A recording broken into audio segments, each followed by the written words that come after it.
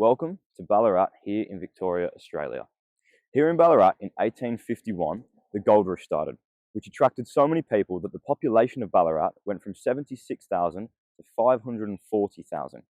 Due to this increase in population, the government couldn't afford to pay people. So New South Wales Governor Charles Fitzroy and Lieutenant Governor of Victoria Charles Latrobe had to implement a 30 shilling a month licence fee for gold miners.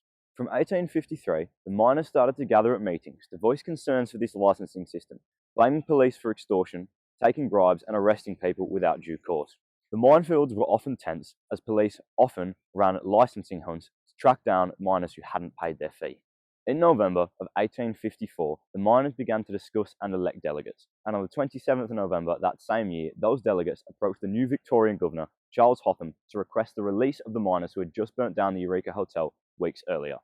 Charles Hotham took great offence to this request, and as a result, sent 150 British soldiers to bolster the forces already stationed here at Ballarat.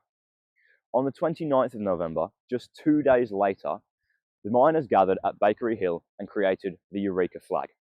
The EUREKA flag depicts the Southern Cross on a navy background, which has become a large part of the labour movement here in Australia.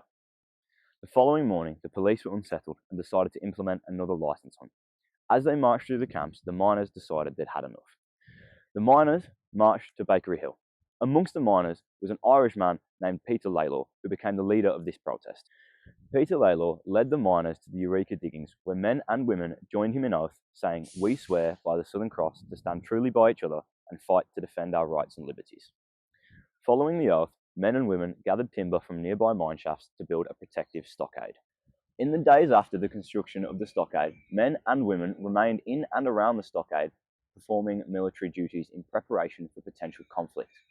The commissioner of the Ballarat goldfields didn't appreciate this and ordered the police and the 150 British soldiers to march on the stockade and destroy it at first light on December 3rd, 1854.